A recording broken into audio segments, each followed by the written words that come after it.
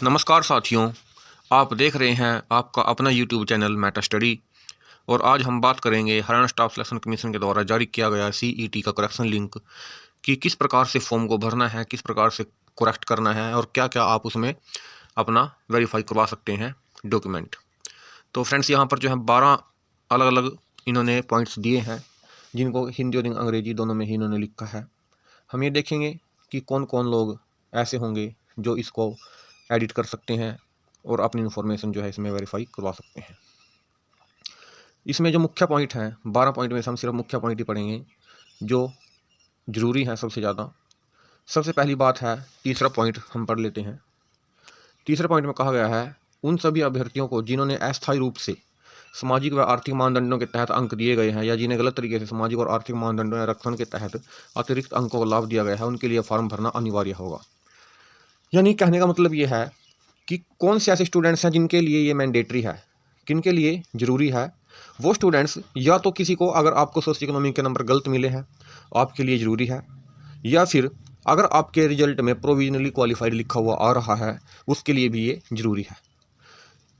इसके अलावा अब ये ज़रूरी है, इसका मतलब ये नहीं है कि और कोई अप्लाई नहीं कर सकता।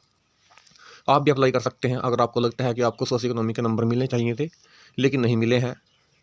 अगर आपके फॉर्म में कुछ और गलत हो रहा है, मान लीजिए डेट ऑफ बर्थ गलत हो रही है या फिर कुछ और ऐसी इन्फॉर्मेशन जो आपको डालनी थी लेकिन नहीं डाली गई है, लेकिन इन सभी इन्फॉर्मेशन को डालने से पहले आपको सभी चीज़ों का ध्यान रखना होगा। सबसे पहली बात क्या है कि इन्होंने जो डेट दी है, कट ऑफ डेट, वो दी है 10 जुलाई 2022। यानी कि आप जो भी डॉक्यूमेंट अपलोड करेंगे वह 10 जुलाई 2022 तक जो है कंप्लीट होना चाहिए। मान लीजिए अगर आपका एक्सपीरियंस सर्टिफिकेट है तो वह 10 जुलाई 2022 से पहले का होना चाहिए। अगर आपकी जो भी क्वालिफिकेशन है, आपकी डिग्री है, डिप्लोमा है, जो भी है, वह 10 जुलाई 2022 से पहले पूरा हुआ होना चाहिए, तभी आपको इसमें कंसीडर किया जाएगा।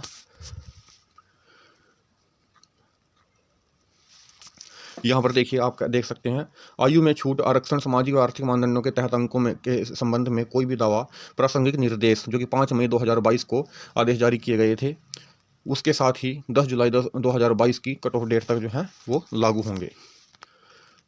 अब एक और इम्पोर्टेंट पॉइंट इसमें क्या है कि जब ये फॉर्म आपका कंप्लीट हो जाएगा, उसको कंप्लीट करने के बाद आप डाउनलोड करेंगे। डाउनलोड करने के बाद आप देखेंगे कि उसमें जानकारी सही भरी गई है, उसके जो आपने प्रमाण पत्र जिसमें अपलोड किए हैं वो बिल्कुल सही हैं। अगर आप उसमें गलती मिलती है आपको तो आप उसमें उसी वक्त सुधार कर सकते हैं। फिर आप उसको डाउनलोड करेंगे और डाउनलोड करने के बाद उसका प्रिंट आउट लेंगे। प्रिंट आउट करने के बाद आप उस पर साइन करेंगे और साइन करने के बाद उस कॉपी को आप अपनी तरफ से अपलोड करेंगे।